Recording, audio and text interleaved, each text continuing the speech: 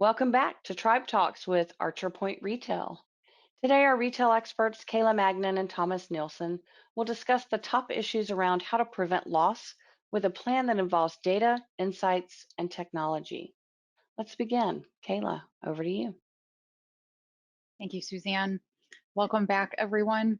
Our Tribe Talk Retail series has taken us across a variety of topics. And why these topics, you may ask? Well, they have been incorporated into consumer expectations, now becoming that retail standard norm. And some of these topics may be pain points in your business. Some of these topics may be bringing light to these pain points. We just hope all of these topics and discussions spark creative thinking to finding new ways to enhance that retail experience. Although some of these topics may be pain points, Thomas, this is one topic that I find retailers have an especially hard time discussing. And while I can totally understand due to the topic sensitivity, I think this is a key topic retailers need to address to help preserve their profit and prevent any losses. Where I think we can agree, just put simply, retail loss prevention is a set of practices retail companies design to reduce any preventable loss. And maybe another term we're commonly hearing in this is shrinkage, which, sidebar here, maybe this is a hard topic because of these unwelcoming names: preventing loss, shrink. Although these almost sound negative, and to me that would give it a higher importance factor, maybe we can brainstorm on some new positive labels here at the end if we have some time. Yeah, well, Kayla, if I could just quickly interrupt here, I actually love what you just said just a moment ago about this being a key topic of profit preserving, not preventing loss. Thanks, Thomas. I'm glad you caught that. Good point. Maybe we can now challenge ourselves to try and use that term profit preservation over loss prevention now in this session.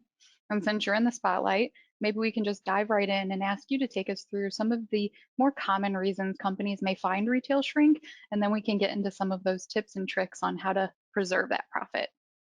Yeah, sure. But let me just start out by saying thank you for you and Suzanne for inviting me to these tribe talks. I really enjoy participating in them. And let me say hi to everyone and welcome to all our customers and whomever else is participating in this tribe talk and taking some time out of their day. So welcome. Kayla, it is clear and obvious to me that you and I have such a big passion for retail.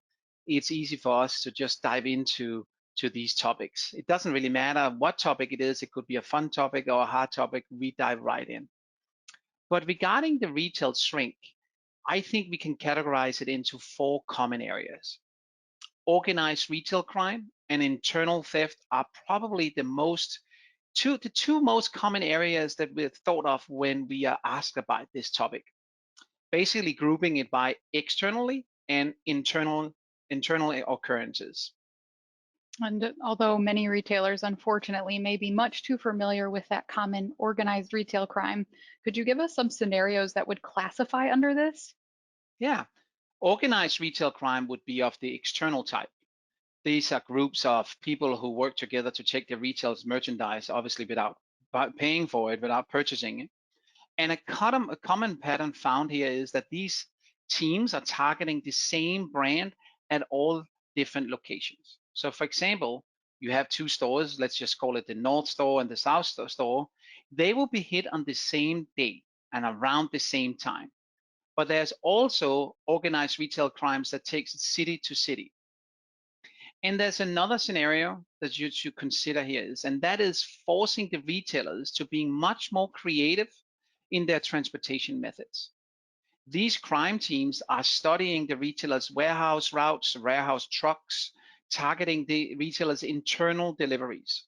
So think about how you are transporting the stuff, the goods from the warehouse to the store, or even from store to store. Ask yourself, is it on a scheduled route? Can we make it more, can we make our time slots or routes less predictable for an outsider? We should also ask ourselves, should we disguise our trucks, boxes, labels, and should we add more staff? That is some of the questions I would like retailers to ask themselves. That's a good point, Thomas. I'm familiar with that scenario on the consumer side of deliveries with Amazon and other post-mail services that have this same obstacle, especially during heightened times of purchases and deliveries, like through the holiday season. Many delivery drivers are required to be sent only during certain times of the day or on routes with 2 and 4 reps to ensure safety and that merchandise arrival. But what about internally here? I have a feeling it's also going to come with multiple layers like we just shared with external types. Right, Kayla. And while internal instances can, and let's be honest, it will occur, the hiring process should eliminate a lot of the internal challenges, which can be done through interviews or proper vetting of the employees' backgrounds. But here at Archerpoint, we would suggest yearly audits or maybe even more frequently, let's say quarterly audits, to help you ensure that the profit preservation is covered internally. Thomas, this has me thinking. I know you've only outlined 2 and said there are 4, so maybe hearing those other 2 are going to answer this, but why would retailers need to categorize their shrinkage beyond just internal and external? Yeah, great question, Kayla. And probably what of many of the viewers are already thinking themselves. I would say that there's a handful of general reasons, and it could be different depending on the business. But for example, reporting purposes or being able to take more effective actions, I would say to have actual measurability on those actions, you need these classifications. But when you classify only on a high level, meaning with internal and external, your actions could be targeting an area that is not actually impacting the shrink. So if we take the next 2 categories, administrative errors or supplier fraud, we can see that these areas would need different actions than dealing with organized retail crime and internal theft. So are you meaning administrative errors like inaccurate or inconsistent price labels and maybe supplier fraud as in lost cargo? Yes, for a couple of examples of those categories for sure. But it could also be that the administrative errors are on the policies that is in place. So do ask yourself, does your return policy hold up accountability like requiring proof of purchase with a sales receipt? And Kayla, let me just say, I have been out to so many retailers around the world, and they always have some exceptions for this accountability. Or do the price adjustments need more strict definition? That is just a couple of examples. And I will also say administrative errors is a large area that retail could vastly improve on, simply by tracking down their markdown accuracy or reviewing the reasons for price adjustments. These are areas where small administrative details can add up to huge loss if not addressed and caught quickly. I agree, Thomas. And that actually reminds me of when I worked in retail. Markdown days were daunting. I have Mm, many memories where the stores were distributed the wrong price sheet from head office and it wasn't caught right away. So us associates would spend hours physically marking down the items, and it wasn't obvious we had wrong pricing until we had a few transactions of inconsistent pricing between the point of sale and the sticker price used to mark down. This brand's policy was honor the price of the sticker, not what displayed at the point of sale. So we had a price override those items, which made the transaction longer for the customer, but of course confused and frustrated us as employees. In mhm. the end, we were sent new price sheets, but that just required the store staff to do the markdown activity again, adding into labor costs, but don't forget about the lost margin from the transactions that were processed with the wrong price. So here's just a real life example of how a small administrative detail can add into a huge loss if it's not caught quick enough. Yeah, and that's not the only store up with that kind of scenario there. And I bet it happened to more than on one occasion at this retailer, Kayla, you were just referring to and mentioning here. So while those are probably 4 of the common categories, surprisingly, Kayla, NIF discovered in 2019 that roughly 6% of retail shrink was literally unaccounted for. Unaccounted for, what do you mean? Well, that means that nobody could classify the loss under any of the shrink categories. And if that doesn't shock you enough, another survey averaged that the retail shrink rate in 2019 was almost 2%. Okay, let's just turn that average industry rate into a simple equation. Many people could think right away, oh, 2%, that's not a big deal. But if we're a retailer and let's just say 1 million in sales, keeping it simple, let's use 50% gross margins. At an industry average 2% shrink, that ends up costing the retailer $10,000. Mhm. And although these statistics are quite shocking, the good news here is retailers are beginning to increase their loss prevention strategies or work better at profit preservation. And as anyone can guess, technology is playing a huge part in these efforts too. Exactly. And may I just point out here that your equation is the cost of the loss, not considering the total loss that the retailer would experience. So if we also consider the potential lost sales in your example, that will add another $20,000 to the cost, leaving the retailers with $30,000 in losses. And as with many other areas of your business that need improvement, it does not need to be a huge project, huge undertaking, or a large investment in technologies. Retailers can simply start out by enhancing the return policies, adjusting the POS policies, such as who can do what on the POS, who has permission to do what activities, or just updating the property trespassing policies. Yeah, Thomas, I think this is a perfect time we continue the conversation with more ways retailers can enhance this profit preservation approach. And I think we could break it down into two approach areas, one from a store level and then another at a product level. For sure, retailers should always think about this from an entire location, a global aspect, but also from the individual item level. Okay, where it's maybe be more obvious on a store level. We know that the policy I was just referring to about trespassing or returns, we could do like we mentioned about installing security cameras or hiring actual officers, installing new window or door reinforcement, and so on. I think for this tribe talk, we can focus more on a product level, meaning how do we protect, secure each item?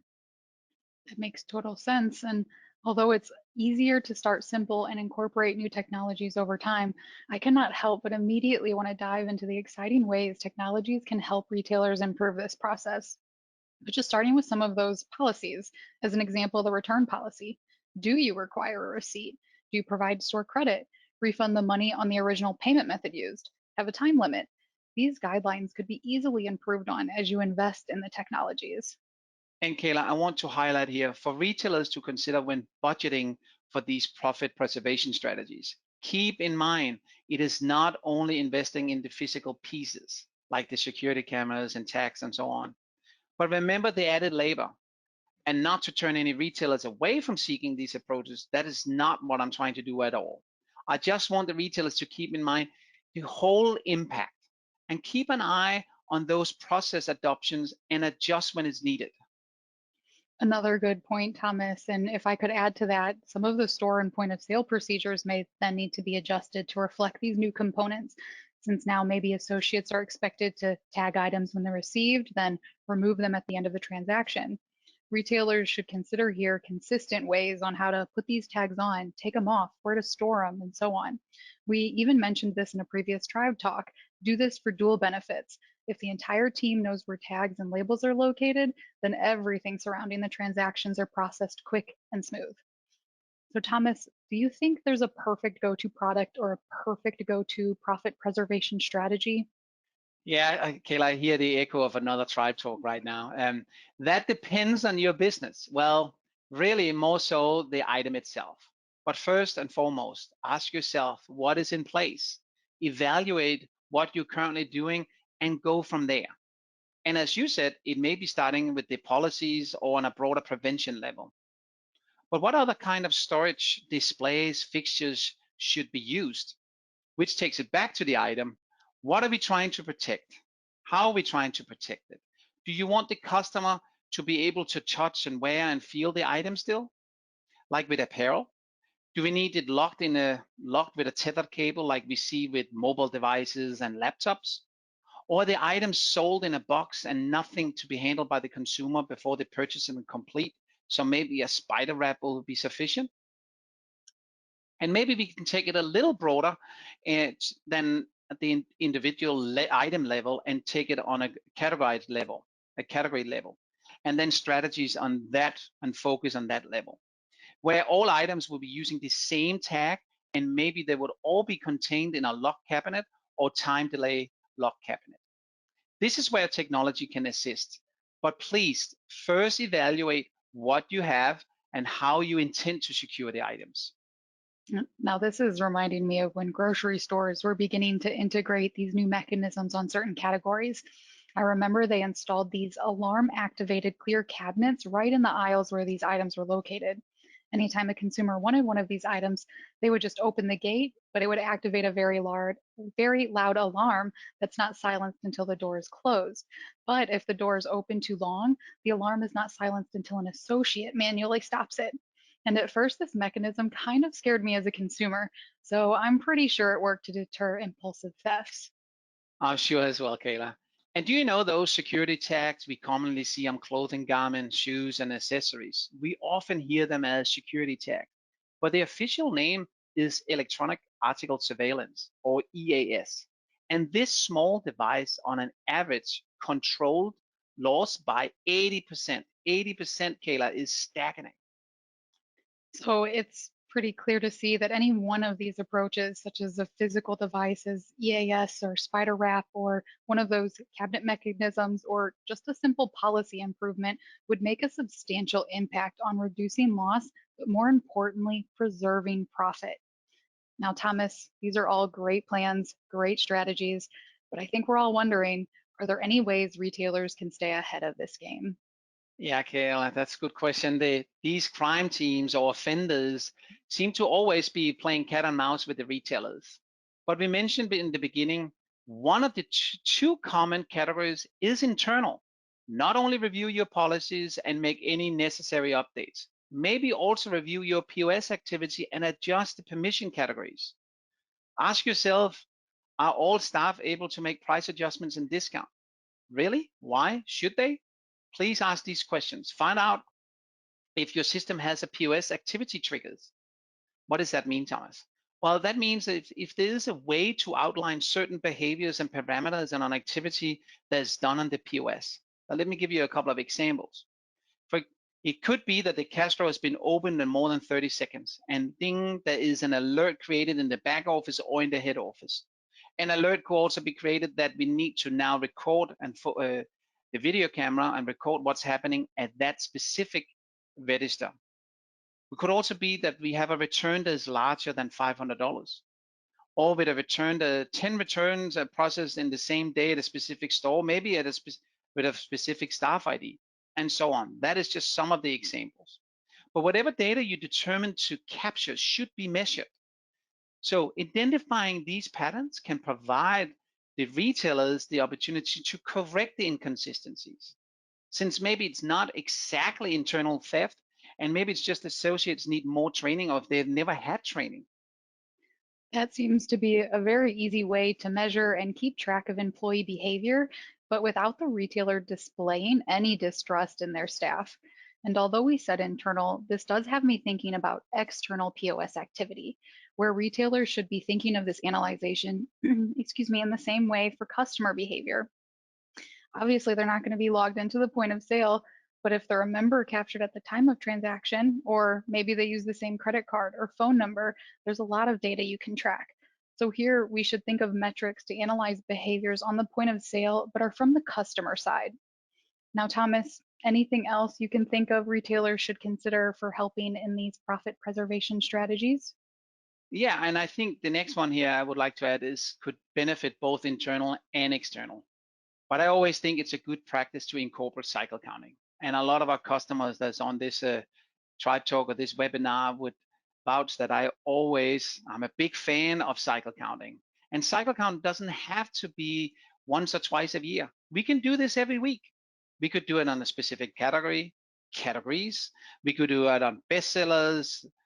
We can do it high margin item, low margin item. So every Monday, for example, when the retail team comes in, they have a new list they need to count before the day starts. And Kayla, especially with the use of the technology, such as mobile devices, employees, they get the convenience, but I believe here there is a lot more traceability here. Another great suggestion. Retailers should definitely consider counting inventory more than once or even twice a year. Cycle counting can be a great way to keep employees occupied during down periods or on known slow days and ensure your merchandise is always being accounted for. Now, before we let Suzanne wrap us up, Thomas, you have such great ideas. Could you leave us with one last tip, trick, statistic, or just anything else? Yeah, Kayla, as always, I have lots more that I would like to share with everyone. But let me just leave you all with a couple of reminders. We just talked about the physical location, the brick and mortar. And let's not forget our e-commerce loss prevention. We're not covering that much about that topic today, but it's something I cannot stress enough that we cannot forget. Retailers, this is something you have to look into and focus on. And some of the tips might be the obvious ones that sometimes it's the most obvious we forget. So remember your business's busy shopping periods, time of the day, month, year. Many retailers already introduced alternative policies during the big sales and throughout the holiday season.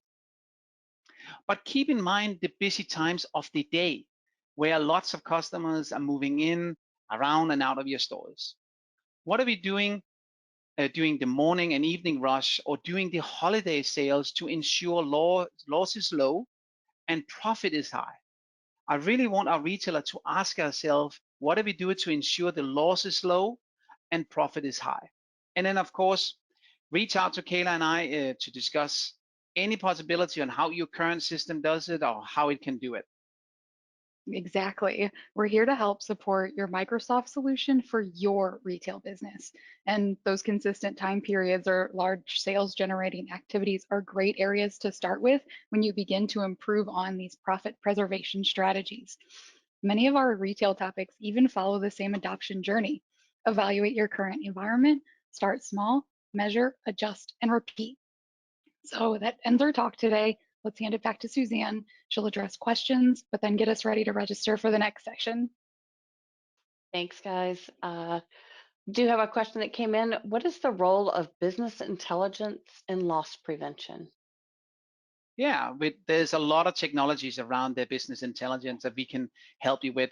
Establish trends, what's happening on specific days, times, years. When we see data visually, we have a lot easier way to actually establish a trend. So business intelligence is something, and loss prevention is something we are working very closely with and working on some great KPI sets internally at Archer Point Retail for you at the retailers to actually establish these trends and help you with the preventing any losses. Thanks so much, Thomas. I don't have any other questions, but I'd like to take just a moment to review the 4 categories we talked about today. Organized retail crime was the first one, internal theft, administrative errors, and vendor supply fraud. I know we've given you all a lot to think about today. Thanks everyone for joining us today. We welcome your feedback. You can send that to info@archerpoint.com. We look forward to seeing you on the next one. Have a great rest of your day. Thanks for watching this Archer Point video. If you found it helpful, make sure to check out our website and blog at www.archerpoint.com. Additionally, if you have any questions regarding our products, services, or information in this video, feel free to email us at info@archerpoint.com. Thanks.